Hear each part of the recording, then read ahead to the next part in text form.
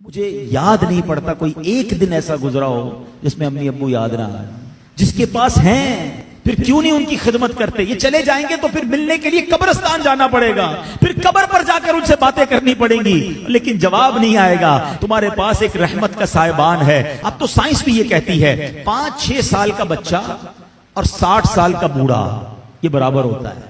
یہ زندگی کا ایک سرکل ہے, بچپن سے شروع ہوتا ہے, جوانی میں جاتا ہے, اور پھر وہاں سے 40 کے بعد عمر ڈھلنا شروع ہوتی ہے. اور بچہ جس طرح 6 سال کا ہوتا ہے نا, نارملی 60 سال 65 سال کا بندہ اسی طرح کا ہو جاتا ہے. اب مجھے ایک بات کا جواب دیجئے, 5 یا 6 سال کا بچہ آپ کے گھر میں ہو اور وہ کوئی سوال آپ سے بار بار کرے, آپ ناراض ہوتے ہیں؟ کیونکہ ہمیں یہ سمجھ آ گئی ہے کہ ابھی 6 سال کا ہے, اس کا انڈرسٹینڈنگ لیول کم ہے, اس کی لسننگ پاور کم ہے, اس کے دماغ میں ابھی اتنی وسعت نہیں ہے, بچہ ہے اس لیے ضد کر رہا ہے. جس دن آپ یہ سمجھ گئے کہ 60 سال کے بعد تقریباً کم و بیش سننا مشکل ہو جاتا ہے, سمجھنا مشکل ہو جاتا ہے, ضد آ جاتی ہے, فرمائشیں شروع ہو جاتی ہیں, اب آپ اس کو انجوائے کریں. اب اس میں چڑچڑاپن نہ لائیں کہ کیا امی روز بار بار ایک ہی بات کرتی ہو, تمہیں سمجھ تو کچھ آتا نہیں, ابو آپ کو سنائی نہیں دیتا. اللہ اکبر, تم ان سے اس طرح بات کر رہے ہو جنہوں نے تمہیں پال پوس کر بڑا کیا. اللہ کی قسم اب خدمت کا موقع آیا ہے. حقیقت کی بات بتاؤں, خوش نصیب ہے وہ اولاد جس کو ماں باپ بڑھاپے میں ملے.